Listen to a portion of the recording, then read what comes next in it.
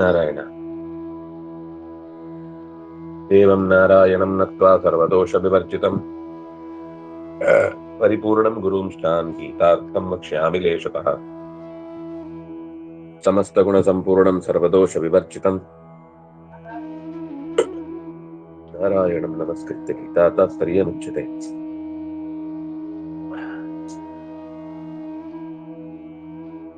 ಪ್ರಾಯಃ 22ನೇ ಶ್ಲೋಕದ ಕೆಳಗೆ ಇರುವ ವಿವರಣೆ. ಪ್ರಾಯಃ ನ ದ್ವೇಷ್ಟಿ ನ ಕಾಂಕ್ಷತಿ ತಥಾ ಹಿ ಸಾಮವೇದೆ ಬಾಲ್ಲವೇಯ ಶಾಖಾಯಾಮ್. 22ನೆಯ ಶ್ಲೋಕದ ಕೆಳಗೆ ಇದೆ. ಅಲ್ಲ, ಇನ್ನು ಮೇಲೆ ಅದೇ. ರಜಸ್ತಮಃ ಸತ್ವಗುಣಾನ್ ಪ್ರವೃತ್ತಾನ್ ಪ್ರಾಯೋ ನ ತದ್ವೇಷ್ಟಿ ಚಾಪಿ ಕಾಂಕ್ಷೇತ್ ತಥಾಪಿ ಸೂಕ್ಷ್ಮಂ ಸತ್ವಂ ಗುಣಂ ಚ ಕಾಂಕ್ಷೇತ್ ಯದಿ ಪ್ರವಿಷ್ಟಂ ಸುತಮಶ್ಚ ಜಹ್ಯಾತ್. ರಜಸ್ತಮಃ ಸತ್ವಗುಣಾನ್ ಪ್ರವೃತ್ತಾನ್ ಪ್ರಾಯಃ ನ ತದ್ವೇಷ್ಟಿ. ರಜಸ್ಸಿನಿಂದ ತಮಸ್ಸಿನಿಂದ ಸತ್ವದ ಗುಣಗಳಿಂದ ಉಂಟಾದಂತಹ ಬದುಕಿನ ಏರಿಳಿತಗಳನ್ನು ಹೆಚ್ಚಾಗಿ ವಿಶೇಷವಾಗಿ ಎಚ್ಚರದಿಂದ ಇದ್ದಾಗಲೆಲ್ಲ ನ ದ್ವೇಷ್ಟಿ ನ ಚ ಕಾಂಕ್ಷೇತ್. ಅದು ಬೇಕು, ಯಾವುದೋ ರಜಸ್ಸಿನ ಪ್ರವೃತ್ತಿಯಿಂದ ಸುಖ ಆಯಿತು, ಸತ್ವದ ನಡೆಯಿಂದ ಹೆಚ್ಚು ಬೆಲೆ ಬಂತು ಅಂತ ಅದನ್ನು ಮತ್ತೆ ಬಯಸುವುದಿಲ್ಲ.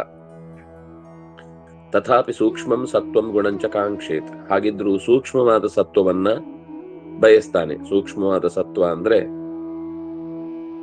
ಇಷ್ಟ ಪುಣ್ಯಕ್ಕೆ ಕಾರಣವಾದಂತಹ ಸತ್ವ, ಅಥವಾ ತನ್ನ ಜೀವ ಸ್ವರೂಪದಲ್ಲಿ ಭಗವಂತನ ಕಡೆಗೆ ಸೆಳೆತವನ್ನ ತಂದೊಡ್ಡುವ ಈ ಲೋಕದ ಸತ್ವ ಜ್ಞಾನವನ್ನ ತಂದೊಡ್ಡುತ್ತೆ. ಆದ್ರೆ ಅದು ಭಗವಜ್ಞಾನವೇ ಆಗಿರುತ್ತೆ ಅಂತ ಹೇಳಲಿಕ್ಕೆ ಬರಲ್ಲ. ಆದ್ರೆ ಜೀವಸತ್ವ ಅದು ಭಗವಂತನ ಕಡೆಗೆ ಸೆಳೆತವನ್ನ, ಯಾಕೆಂದ್ರೆ ಅದು ಚೇತನ ಸತ್ವ, ಆದ್ರಿಂದಾಗಿ ಚೈತನ್ಯದ ಕಡೆಗೆ ಸಾಗುತ್ತೆ. ಇದು ಲೋಕದ ಸತ್ವ ಅಂದ್ರೆ ಜಡಭೂತವಾದ ಪ್ರಕೃತಿಯ ಭಾಗವಾದ ಸತ್ವವಾದ್ರಿಂದ ಅದು ಲೋಕದ ಕಡೆಗೆ ಸೆಳೆಯುತ್ತೆ. ಅವನಿಗೆ ಜೀವದ ಸತ್ವದ ಕಡೆಗೆ ಸೂಕ್ಷ್ಮವಾದದ್ದು ಅಂದ್ರೆ ಅದೇ. ಯದಿ ಪ್ರವಿಷ್ಟಂ ಸುತಮಶ್ಚ ಜಹ್ಯಾತ್. ಯದಿ ಪ್ರವಿಷ್ಟಂ, ಯಾವಾಗ ಅದರೊಳಗೆ ಅವನು ಇಳಿಯುವಂತಹ ಪ್ರಸಂಗ ಬರುತ್ತೆ, ಆಗ ಅವನು ಕೆಟ್ಟ ತಮಸ್ಸನ್ನ, ಯಾಕೆಂದ್ರೆ ಸುತಮ ಅಂತ ಒಂದು ಶಬ್ದ ಕೊಟ್ರು, ಅಂದ್ರೆ ಜೋರು ನಮ್ಮನ್ನ ದಿವಾಳಿ ಮಾಡುವಂತಹ ಸತ್ವ ಸುತಮ. ಈ ಭಯಂಕರ ಚೆನ್ನಾಗಿತ್ತು ಅಂದ್ರೆ ನೋಡುವಾಗ ಏನಪ್ಪಾ ಅದು ಭಯಂಕರ ಚೆನ್ನಾಗಿತ್ತು ಅಂತ ನಮಗೆ ಆಶ್ಚರ್ಯ ಆಗುತ್ತೆ. ಬಹಳ ಕೆಟ್ಟವನು ಅಂದ್ರೆ, ನೀವು ಬಹಳ ಅಂದ್ರೆ ಏನು ಒಳ್ಳೆಯವನು ಅಂತ ಹೇಳುತ್ತಪ್ಪ, ಬಹಳ ಕೆಟ್ಟವನು ಅಂತ. ಹಾಗೆ ಅಂದ್ರೆ ಜೋರಾಗಿ ತಮಸ್ಸಿ ಆಗಿ ಯಾವುದು ನಮ್ಮನ್ನ ಕೆಟ್ಟ ಪ್ರವೃತ್ತಿಗೆ ಎಳೆಯುತ್ತೆ, ಅದನ್ನು ಜಹ್ಯಾತ್, ಬಿಡ್ಲೇಬೇಕು. ಯದಿ ಪ್ರವಿಷ್ಟಂ ಸುತಮಃ ತತ ಜಹ್ಯಾತ್, ತಚ್ಚ ಜಹ್ಯಾತ್, ಅದನ್ನು ಬಿಡ್ಲೇಬೇಕು. ನಹಿ ದೇವಾ ಋಷಯಶ್ಚ ಸತ್ವಸ್ಥಾಃ ನೃಪಸತ್ತಮ ಹೀನಾ ಸೂಕ್ಷ್ಮೇಣ ಸತ್ವೇನ ತಥೋ ವೈಕಾರಿಕಾ ಸ್ಮೃತಾಃ. ಇನ್ನು ನಿಜವಾಗಿ ನಹಿ ದೇವಾಹ, ದೇವತೆಗಳು ಕೂಡ, ಋಷಿಗಳು ಕೂಡ, ನಹಿ ಸತ್ವಸ್ಥಾಹ, ಅವರು ಪೂರ್ಣ ಸತ್ವಸ್ಥರೇನಲ್ಲ. ಚತುರ್ಮುಖನೇ ಸತ್ವ ಸತ್ವ ಸತ್ವ ಸತ್ವ ಅಂತ ಅವನನ್ನು ಕರೆಯುವುದು. ಆದ್ರೆ ಅವನು ಹುಟ್ಟಿದ್ದು ರಜಸ್ಸಿನಿಂದ. ಅಂದ್ರೆ ಸತ್ವದ ಪಾರ್ಟ್ ನಲ್ಲಿ, ರಜಸ್ಸಿನ ಪಾರ್ಟ್ ನಲ್ಲಿ ಸತ್ವದ ಅತೀ ಹೆಚ್ಚಿನ ಪ್ರಭಾವ ಏನಿದೆ, ಅದರಿಂದ ಚತುರ್ಮುಖನ ಶರೀರ ನಿರ್ಮಾಣ ಆಗಿದೆ ಅಂತ ಹೇಳಿದ್ರು. ಅದರಿಂದಾಗಿ ಸಾತ್ವಿಕ ಸಾತ್ವಿಕ ಸಾತ್ವಿಕ ಸಾತ್ವಿಕ ಅಂತ ಇದ್ರೆ ಅದು ಚತುರ್ಮುಖ. ನಾವು ತಾಮಸ ತಾಮಸ ತಾಮಸ ಸಾತ್ವಿಕರಲ್ಲಿ ಎಲ್ಲೋ ಇದ್ರೆ ಆಶ್ಚರ್ಯ. ತತ್ವಸ್ಥಾಹ ನೃಪಸತ್ತಮ ಹೀನಾ ಸೂಕ್ಷ್ಮೇಣ ಸತ್ವೇನ ತಥೋ ವೈಕಾರಿಕಾ ಸ್ಮೃತಾಃ.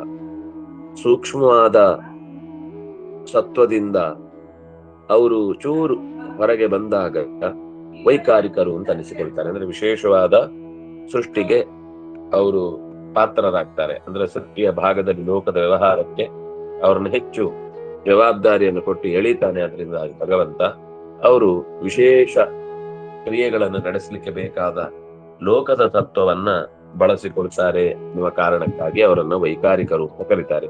ಕಥಂ ವೈಕಾರಿಕೋ ಗಚ್ಚೇತ್ ಪುರುಷ ಪುರುಷೋತ್ತಮಂ ಇತಿ ಮೋಕ್ಷ ಧರ್ಮೇ ಸಾತ್ವಿಕ ಪುರುಷೋ ವ್ಯಾಘ್ರ ಭವೇತ್ ಮೋಕ್ಷಾರ್ಥ ನಿಶ್ಚಿತ.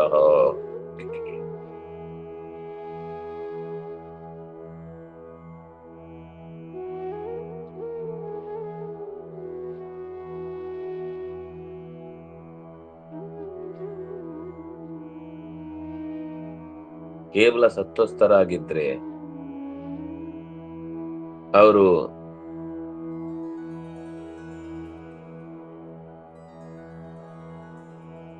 ಆಗ್ಲೇ ಮೋಕ್ಷಕ್ಕೆ ಹೋಗಿರ್ಬೇಕಿತ್ತು. ಆದ್ರಿಂದಾಗಿ ಕೂಡ್ಲೆ ಅವರು ಮೋಕ್ಷಕ್ಕೆ ಯಾಕೆ ಹೋಗ್ತಿಲ್ಲ ಅಂದ್ರೆ ಸೂಕ್ಷ್ಮವಾದ ಸತ್ವದಿಂದ ಅವರು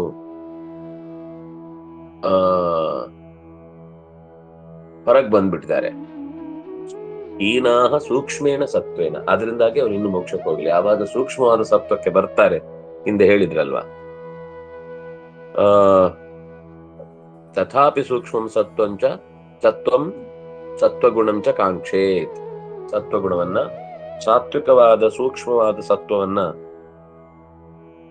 ಸೂಕ್ಷ್ಮ ಸತ್ವವನ್ನ ಬಯಸಿದಾಗಲೇ ಅವನು ಬಿಡುಗಡೆಯ ದಾರಿಯನ್ನು ಹೊಂದುತ್ತಾನೆ. ಹಾಗಾಗಿ ಈಗಲೇ ದೇವತೆಗಳು ಯಾಕೆ ಇನ್ನು ಇಷ್ಟೆಲ್ಲ ಸಾತ್ವಿಕರು ಅಂತಾದ್ರೆ ಅವ್ರು ಯಾಕೆ ಇನ್ನು ಮೋಕ್ಷಕ್ಕೆ ಹೋಗಿಲ್ಲ ಅಂದ್ರೆ ಅವರು ಸೂಕ್ಷ್ಮವಾದ ಸತ್ವವನ್ನ ಇನ್ನೂ ಪೂರ್ತಿ ಹೊಂದಿಲ್ಲ. ಅದರಿಂದಾಗಿ ಕಥಂ ವೈಕಾರಿಕ ಪುರುಷಃ ಪುರುಷೋತ್ತಮಂ ಗಚ್ಚೇತ್ ಅಂತ ಮೋಕ್ಷ ಧರ್ಮದ ಮಾತು. ಪುರುಷ ವ್ಯಾಘ್ರ ಅಂತ ಸಂಬೋಧನೆ. ಸಾತ್ವಿಕ ಭವೇತ್ ಮೋಕ್ಷಾರ್ಥ ನಿಶ್ಚಿತ. ಸಾತ್ವಿಕನಾದವನು ಸೂಕ್ಷ್ಮವಾದ ಸತ್ವ ಉಳ್ಳವನು ಅಂತ ಆಗಿದ್ರೆ ಅವನು ಇವತ್ತಲ್ಲ, ನಾಳೆ ಅಲ್ಲ, ನಾಳಿದ್ದಲ್ಲ, ಅದರ ನಾಳಿದ್ದಲ್ಲ, ಇನ್ಯಾವತ್ತೋ ಒಂದ್ ದಿವಸ ಮೋಕ್ಷ ನಿಶ್ಚಿತ. ನಿಶ್ಚಯವಾಗಿ ಅವನು ಮೋಕ್ಷಕ್ಕೆ ಹೋಗಿಯೇ ಹೋಗ್ತಾನೆ. ಮೋಕ್ಷ ಅನ್ನೋದು ಅವನಿಗೆ ಬಿಡುಗಡೆಯ ದಾರಿ ಅನ್ನೋದು ಸಿದ್ಧ. ಅವನಿಗೆ ದಾರಿ ತಪ್ಪಿತು, ತಾಮಸ ಗುಣದ ಪ್ರಭಾವಕ್ಕೆ ಒಳಗಾದ, ಯಾವುದೋ ದುಷ್ಟ ಕರ್ಮಗಳಿಂದ ಜರ್ಜರಿತನಾದ, ಎಂಥ ಸಂದರ್ಭಗಳು ಬಂದಾಗ್ಲೂ ಕೂಡ ಅವನು ಟ್ರ್ಯಾಕ್ ತಪ್ಪಿ ಹೋದ ಅಂತ ನನಗೆ ಅನಿಸಿದ್ರು ಕೂಡ ಒಂದು ಎಳೆ ಅವನನ್ನು ಇಲ್ಲೇ ಎಳಿತಾ ಇರುತ್ತೆ ಒಳಗಿನಿಂದ. ಹೋಗಿರ್ತಾನೆ, ಯಾರೋ ಮತ್ತೆ ಬಂದು ಎಳೆದು ತಂದು ಅವನನ್ನು ಕೂಡಿಸ್ತಾರೆ. ಹಾಗಾಗಿ ಅದರ ಬಗ್ಗೆ ನಾವು ಚಿಂತಿಸ್ಬೇಕಾಗಿಲ್ಲ, ಅವನಿಗೆ ಬಿಟ್ಬಿಟ್ರೆ ಆಯ್ತು. ನಮ್ಮ ಪ್ರಯತ್ನ ಪ್ರಾಮಾಣಿಕವಾಗಿ ಪರಮಾತ್ಮನನ್ನ ಇನ್ನಷ್ಟು ತಿಳಿಬೇಕು ಅನ್ನೋದಿರ್ಬೇಕು. ಉದಾಸೀನವದಾಸೀನ ಗುಣಯೋ ನ ವಿಚಾಲಿತೆ ಗುಣಾವರ್ತಂತ ಇತ್ಯೇವ ಯೋವತಿಷ್ಠತೆ ನೇಂದ್ರತೆ. ಇದನ್ನ ನಾವು ನಿನ್ನೆ ನೋಡಿದ್ವಿ. ಮೂರೂ ಗುಣಗಳ ಪ್ರಭಾವ ಆತನನ್ನ ಎಷ್ಟು ಬಡದಾಡಿದ್ರು ಕೂಡ ಗುಣಗಳು ಬರುವಂತದ್ದೇ, ಹೋಗುವಂತದ್ದೇ. ಇವತ್ತು ಸಿಟ್ಟು ಬಂತು, ನಾಳೆ ಸರಿ ಹೋಗುತ್ತೆ. ಇವತ್ತು ಬೇಜಾರಾಯ್ತು, ನಾಳೆ ಸರಿ ಹೋಗುತ್ತೆ. ಏನ್ ಮಾಡಿದ್ರು ಅದು ಗುಣಗಳ ಪ್ರಭಾವದಿಂದ ಭಗವಂತನ ಎಚ್ಚರಿಕೆಯಲ್ಲೇ ಇದ್ದು ನಡೀತಾ ಇರುವಂತದ್ದು ಅಂತ ಯಾರು ಗಟ್ಟಿಯಾಗಿ ನಿಲ್ತಾನೋ, ಯಾರು ಕಂಪಿಸುವುದಿಲ್ಲವೋ ಅವನು ಗೆಲ್ತಾನೆ. ಹಾಗಂದ್ರೆ ಏನರ್ಥ? ನೇಂಗತೆ, ಅವತಿಷ್ಠತೆ, ಸ್ಥಿರವಾಗಿ ನಿಲ್ತಾನೆ. ಕಂಪಿಸುವುದಿಲ್ಲ ಅಂದ್ರೆ ಏನರ್ಥ? ಸಮ ದುಃಖ ಸುಖ ಸ್ವಸ್ಥಃ ಸಮಲೋಷ್ಟಾಶ್ಮಕಾಂಚನ ತುಲ್ಯ ಪ್ರಿಯಾ ಪ್ರಿಯೋ ಧೀರ ತುಲ್ಯ ನಿಂದಾತ್ಮ ಸಂಸ್ತುತಿ. ಸಮ ದುಃಖ ಸುಖ, ದುಃಖ ಪಡುವುದಿಲ್ಲ ಸುಖ ಪಡುವುದಿಲ್ಲ ಅಂತ ತಾತ್ಪರ್ಯ ಅಲ್ಲ. ಸುಖಕ್ಕೆ ಏನು ರಿಯಾಕ್ಷನ್ ಬರುತ್ತೆ ಅಂದ್ರೆ ಮಿತಿಯಾದ ಒಂದು ಹದವಾದ ರಿಯಾಕ್ಷನ್ ಏನಿರುತ್ತೆ, ದುಃಖಕ್ಕೂ ಅಷ್ಟೇ ರಿಯಾಕ್ಷನ್ ಇರುತ್ತೆ. ಹೌದಾ, ಸರಿ. ಸುಖ ಹೌದಾ, ಸರಿ, ಬಂತ, ಆಯ್ತು, ಸಂತೋಷ ಆಯ್ತು, ತುಂಬಾ ಒಳ್ಳೇದಾಯ್ತು, ಇನ್ ಮುಂದೆನೂ ಕೂಡ ಅಂಥದ್ದೇ ನಡೆಯುವುದಾಗಿ. ಅದು ಏನೋ ತಲೆಗೆ ತಗೊಂಡು ನಾನು ಹೀಗೆ ಬಂದ್ಬಿಟ್ಟಿದೆ, ಮಾಡ್ಬೇಕು, ಇನ್ನೊಂದು ಸತ್ತಿ ಹೀಗಾಗಬಾರದು, ತಪ್ಪಿಸ್ಕೋಬೇಕು ಅಂತ ಈ ಯಾವುದೇ ಕಿರಿಕಿರಿ ಗುಡುಗುಡು ಮನಸ್ಸಿನಲ್ಲಿ ತಡವರಿಸುವುದು, ಒದ್ದಾಡುವುದು, ಕಿರಿಕಿರಿ ಮಾಡಿಕೊಳ್ಳುವುದು ಏನು ಮಾಡಲ್ಲ. ಸ್ವಸ್ಥ. ದೇವರಿಗೆ ಗೊತ್ತಿದೆ ನನಗೇನಾಗ್ಬೇಕು ಅಂತ. ಅವನ ಕಲ್ಪನೆಯಲ್ಲಿ ಅದು ಸ್ಪಷ್ಟವಾಗಿ ಎಚ್ಚರದಲ್ಲಿದೆ. ಸ್ವಸ್ಥ. ಸ್ವ ಅಂದ್ರೆ ಭಗವಂತ, ಭಗವಂತನಲ್ಲಿ ಸ್ಥಃ ನಿಂತು ಬಿಟ್ಟಿರ್ತಾನೆ. ಅವನು ನನಗೆ ಏನ್ ಕೊಡ್ತಾನೆ ಅದನ್ನ ಅಂತ ಕೊಡ್ತಾನೆ. ನನಗೆ ಯಾವುದ್ರ ಈಗ ಏನಾದ್ರೂ ಒಂದು ನಾನು ನನ್ನ ರೈಟ್ ಅಂತ ಮಾತಾಡ್ಬೇಕು ಅಂದ್ರೆ ನನ್ನ ವ್ಯವಸ್ಥೆಯಲ್ಲಿ ಏನಾದ್ರೂ ಒಂದು ಅಧಿಕಾರ ಇರ್ಬೇಕು. ನನ್ನ ಕೊಟ್ಟ ಕರ್ತವ್ಯವನ್ನು ನಾನು ಪೂರ್ತಿ ನಿರ್ವಹಿಸಿದ್ದೇನಾ, ದೇವ್ರ ಹತ್ರ ಜಗಳ ಆಡ್ಬೋದು. ಎಷ್ಟೋ ಜವಾಬ್ದಾರಿಗಳನ್ನ ನಾನು ಬಿಟ್ಟು ಕೂತಿದ್ದೇನೆ. ಅಂದ್ರೆ ಆಗಲ್ಲ, ಬಿಟ್ಟು ಕೂತಿದ್ದೇನೆ ಅಂದ್ರೆ ನನ್ಗೆ ಉದಾಸೀನದಿಂದ ಮಾಡ್ತಾ ಇಲ್ಲ ಅಂದ್ರೆ ನನಗೆ ಆ ವ್ಯವಸ್ಥೆಯಲ್ಲಿ ತೊಡಗ್ಲಿಕ್ಕೆ ಆಗ್ತಿಲ್ಲ. ಕನಿಷ್ಠ ಪಕ್ಷ ಸುಮ್ನೆ ಅದು ನಡೆದ ಹಾಗೆ ಒಪ್ಕೊಂಡು ಅವನಿಗೆ ಶರಣಾಗಿ ಅವನು ಕೊಟ್ಟದ್ದನ್ನು ಉಣ್ತೇನೆ. ಎಲ್ಲೋ ಈಗ ಸುಮ್ನೆ ಉದಾಹರಣೆಗೆ ಲೋಕದಲ್ಲಿ ಮಳೆ ಬಂದಾಗ, ಬಿಸಿಲು ಬಂದಾಗ, ಚಳಿ ಆದಾಗ ನಾವ್ ಎಲ್ರು ಗೊಣಗುದನ್ನು ನೋಡ್ತಾ ಇರ್ತೇವೆ. ನಮ್ಗೆ ಅಷ್ಟನ್ನೇ ಸಹಿಸ್ಕೊಳ್ಲಿಕ್ಕೆ ಆಗಲ್ಲ. ಯಾರೋ ನಾವು ಹೇಳಿದ ಸಮಯವನ್ನ ಪಾಲಿಸ್ಲಿಲ್ಲ, ದಿನ ಮಾಡ್ತಿದ್ದ ಎಚ್ಚರಿಕೆ ಕೊಡುದು ತಪ್ಪಲ್ಲ, ಆದ್ರೆ ಅದು ಕಿರಿಕಿರಿಯಿಂದ ಎಚ್ಚರಿಕೆ ಕೊಡುದಲ್ಲ, ಅವನು ಸರಿಯಾಗ್ಬೇಕು ಅಂತ ಎಚ್ಚರಿಕೆ ಕೊಡುದು. ನಾವು ಕಿರಿಕಿರಿ ಮಾಡ್ಕೊಂಡ್ರೆ ಅವನಿಗೆ ಎಚ್ಚರಿಕೆ ಕೊಡ್ಲಿಕ್ಕೂ ನಿಜವಾಗಿ ರೈಟ್ಸ್ ಇಲ್ಲ. ನಮಗೆ ಯಾವುದೇ ಒಂದು ಪ್ರವೃತ್ತಿಯನ್ನ ಇನ್ನೊಬ್ಬರ ಮೇಲೆ ನಾವು ಹೇರುವಾಗ ನಿಶ್ಚಲರಾಗಿದ್ದು ಹೇರ್ತಾ ಇದ್ದೇವೆ ಅಂದ್ರೆ ಅದು ಕೆಲಸವನ್ನು ಮಾಡುತ್ತೆ, ಜೊತೆಗೆ ನಮಗ ಸ್ವಲ್ಪ ಸಣ್ಣ ಮಟ್ಟಿನ ವ್ಯವಸ್ಥೆಯಲ್ಲಿ ಜಯವೂ ಸಿಗುತ್ತೆ. ಅದರಿಂದಾಗಿ ನಾವು ಯಾವುದೇ ಒಂದು ಪರಿಸ್ಥಿತಿಯನ್ನ ಎದುರಿಸುವಾಗ ಕಿರಿಕಿರಿ ಮಾಡಿಕೊಂಡು ಎದುರಿಸಿದ್ರೆ ಅದು ಸಿದ್ಧಿ ಆಗುದಿಲ್ಲ. ಅದು ಸ್ವಸ್ಥ ಸಮಾಧಾನ ಚಿತ್ತವಾಗಿ ಆಯ್ತು. ಏನೋ ಒಂದು ಎಡವಟ್ಟಿರುತ್ತೆ, ಪರಿಸ್ಥಿತಿ ಕೈ ಮೀರುತ್ತೆ. ನಾ ಮಾಡಿದ ಕರ್ಮ ಬಲವಂತವಾದರೆ ನೀನೇನ ಮಾಡುವೆಯೋ ದೇವ ಅಂತ ತಾನೇ ಮಾತಿರುವಂಥದ್ದು. ಹಾಗಾಗಿ ತಮ ಲೋಷ್ಟ ಅಶ್ಮ ಕಾಂಚನ, ಸಿಕ್ಕಾಪಟ್ಟೆ ಬೆಲೆ ಬಾಳುವ ವಸ್ತು ಅಂತ ಅದಕ್ಕೆ ಸಿಕ್ಕಾಪಟ್ಟೆ ಆದರ ತೋರುವುದೂ ಅಲ್ಲ, ಹಾಗಂತೇಳಿ ತಿರಸ್ಕಾರ ಮಾಡ್ಬೇಕು ಅಂತಲ್ಲ. ಆದ್ರೆ ಯಾವುದೋ ಒಂದು ಪುಟ್ಟ ವಸ್ತು ಅದು ಯಾವಾಗ್ಲೂ ಸಿಗುತ್ತೆ ಅಂತ ಅದನ್ನ ತಿರಸ್ಕರಿಸುವುದು ಅಲ್ಲ. ಸಮ ಲೋಷ್ಟ ಅಶ್ಮ ಕಾಂಚನ. ಲೋಷ್ಟ ಅಂದ್ರೆ ಮಣ್ಣಿನ ಹೆಂಟೆ ಅಂತದ್ದು, ಅಶ್ಮ ಅಂದ್ರೆ ಗಟ್ಟಿ ಪದಾರ್ಥ, ಕಾಂಚನ ಅಂದ್ರೆ ಬಂಗಾರ, ಲೋಷ್ಟ ಅಂದ್ರೆ ಈಗ ಯಾವುದು ಮಣ್ಣಿನ ಪ್ರತಿಮೆಯೋ ಅಂತದ್ದೇನೋ ಆಗಿರುತ್ತೆ. ಸಿಕ್ಕಾಪಟ್ಟೆ ಅವನು ಪಿಂಗಾಣಿ ಇದ್ದೇನೋ ಒಂದು ಮಾಡಿಸ್ಕೊಂಡ್ ಬಂದಿರ್ತಾನೆ. ಅದನ್ನ ಈ ಕೆಲವು ಮನೆಯಲ್ಲಿರುತ್ತೆ ಪಿಂಗಾಣಿ ತಟ್ಟೆಗಳು ಎಲ್ಲ ಊಟಕ್ಕೆ ಅಂತ ಭಾರಿ ಸೊಫೆಸ್ಟಿಕೇಟೆಡ್ ಅಂತ ಇಟ್ಕೊಂಡಿರ್ತಾರೆ. ಅದು ಎಲ್ಲೋ ಮಗು ಕೈ ತಪ್ಪಿ ಬೀಳುದು, ಆಯ್ತು ಆ ಮಗುವಿಗೆ ಅವತ್ತು ಇಡೀ ದಿವಸ ಪಿಂಗಾಣಿ ತಟ್ಟೆ ಹೊಡೆದಾಕಿದ್ದೀನಿ, ನಾನು ಎಷ್ಟು ಅದನ್ನು ಚೈನಾದಿಂದ ಕಷ್ಟಪಟ್ಟು ಚೈನಾ ಸಾಸ್ ತರಿಸಿದ್ದೆ, ನೀನು ಅದನ್ನು ಹಾಳು ಮಾಡಿಬಿಟ್ಟಿ ಅಂತ ಅದರ ಮೇಲೆ ಸಿಕ್ಕಾಪಟ್ಟೆ ರೇಗುದು. ಅಥವಾ ಯಾವುದೋ ಸಣ್ಣ ಪುಟ್ಟ ಹೋದ್ರೂ ತೊಂದರೆ ಇಲ್ಲ ಅನ್ನುವಂತಹ ವಸ್ತುವಿನ ಮೇಲೆ ಸಿಕ್ಕಾಪಟ್ಟೆ ನೆಗ್ಲಿಜೆನ್ಸ್, ಅದು ತುಂಬಾ ಬೆಲೆ ಬಾಳುವಂಥದ್ದೇ, ಆದ್ರೆ ಅದು ಮಣ್ಣಿಂದಲ್ಲ, ಯಾರ್ದೋ ಬೇರೆಯವರದ್ದು ಅಥವಾ ಇನ್ಯಾರದ್ದು, ಆಗ ಅದು ಬಿದ್ರೆ ಏನ್ ತೊಂದರೆ ಇಲ್ಲ. ಆದ್ರೆ ಏನಾದ್ರೂ ಬೇರೆ ಒಂದ್ ಸ್ವಲ್ಪ ಗಾಡಿ ತಾಗಿ ನೆಗ್ಗಾಯ್ತು, ಏನು ಕಿರ್ಚಿ ಕಿತ್ತಾಡಿ ಬೊಬ್ಬೆ ಹೊಡೆದು ಅಂದ್ರೆ ಬೆಲೆ ಬಾಳುವುದಾಗಿದ್ರೂ ಅದರ ಬೆಲೆ ಕಮ್ಮಿ ಅನ್ನುವ ಕಾರಣಕ್ಕೆ ಅದನ್ನ ಬಿಟ್ಟು ಬಿಡುದು. ಅಂದ್ರೆ ಪೆನ್ ಎಲ್ಲಾದ್ರೂ ಎಸ್ದು ಬಿಡುದು, ಅದು ಹೋದ್ರವಾಗ್ಲಿ ಇನ್ನೊಂದು ಪೆನ್ ತಗೊಳ್ಳೋಣ ಅಂತ. ಆದ್ರೆ ಇವನ್ ಯಾವ್ದೋ ಒಂದು ಇಷ್ಟದ್ದು ಪದಾರ್ಥಕ್ಕೆ ಏನಾದ್ರೂ ತೊಂದರೆ ಆಯ್ತು ಅಂದ್ರೆ ಮಾತ್ರ ಈ ಪೆನ್ನು ಬಂಗಾರದ್ದಾದ್ರೂ ಬರೆಯುವುದೇ, ಚಪ್ಪಲಿ ಅಂತ ಇಟ್ಕೊಳ್ಳಿ, ಮಾಮೂಲು ಸ್ಲಿಪ್ಪರ್ ಅಥವಾ ಸಿಕ್ಕಾಪಟ್ಟ ಬ್ರಾಂಡೆಡ್ ಯಾವ್ದೋ ಚಪ್ಪಲಿ ಅನ್ಸುತ್ತೆ, ನಾನು ಇಲ್ಲ ಅಂತ ಹೇಳಲ್ಲ, ಅದರ ಬೆಲೆ ಜಾಸ್ತಿ ಇದೆ ಇದ್ದಾಗ ಅನ್ಸುತ್ತೆ. ಆದ್ರೆ ಅದರ ಅಂತರ ನಮ್ಗೆ ಏನ್ ಗೊತ್ತಿರಬೇಕು ಅಂದ್ರೆ ಎರಡೂ ಪಾದರಕ್ಷೆಗಳೇ ಹೊರತು ಯಾವುದೇ ಪಾದರಕ್ಷೆಯಲ್ಲಿ ವ್ಯತ್ಯಾಸ ಇಲ್ಲ, ಎರಡಕ್ಕೂ ಒಂದೇ ತರದ ಮನಸ್ಥಿತಿ ಇರ್ಬೇಕು ನಮ್ಮ ಹತ್ರ. ಇದು ಒಬ್ಬ ಜ್ಞಾನಿಯಾದವನಿಗೆ ಇರ್ಬೇಕಾದಂಥದ್ದು ಗುಣ, ಅಥವಾ ಜ್ಞಾನಿಯಾದವನು ಗುಣಗಳನ್ನ ಮೀರಿದವನು ಕಾಣುವ ರೀತಿ. ಅವನಿಗೆ ಯಾವುದು ಮುತ್ತು ರತ್ನ ಅಥವಾ ಈ ಏನೋ ಹವಳ ಗಿವಳ ಎಲ್ಲ ಇರುತ್ತಲ್ಲ, ಅವನಿಗೆ ಅದಕ್ಕೂ ಅಷ್ಟೇ ಬೆಲೆ ಕೊಡ್ತಾನೆ, ಬಂಗಾರಕ್ಕೂ ಅಷ್ಟೇ ಬೆಲೆ ಕೊಡ್ತಾನೆ, ಎಲ್ಲದಕ್ಕೂ ಸಮ. ನೋಡಿ, ಬೆಲೆ ಕೊಡ್ತಿಲ್ಲ ಅಂತ ಹೇಳಿಲ್ಲ, ಆದ್ರೆ ಕಡಿಮೆ ಬೆಲೆ ವಸ್ತುವಿಗೆ ನಿರಾಕರಣೆ, ಸಿಕ್ಕಾಪಟ್ಟೆ ಬೆಲೆ ಬಾಳುವಂತದ್ದಾದ್ರೆ ಶ್ರೀಮಂತರಿಗಾದ್ರೆ ಭಾರಿ ಗೌರವ.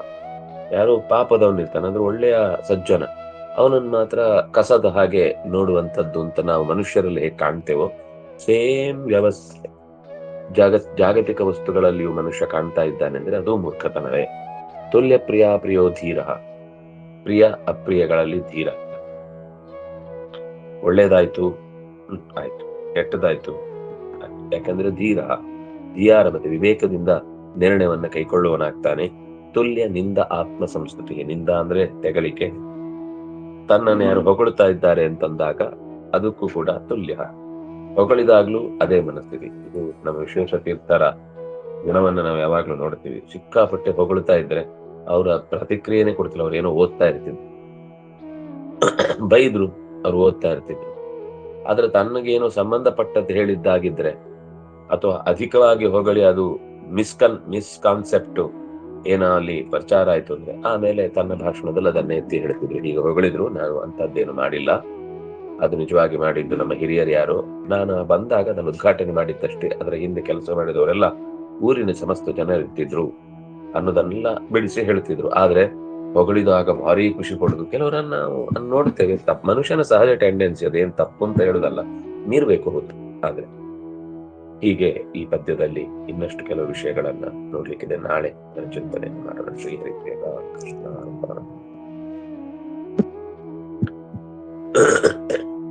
ಸರ್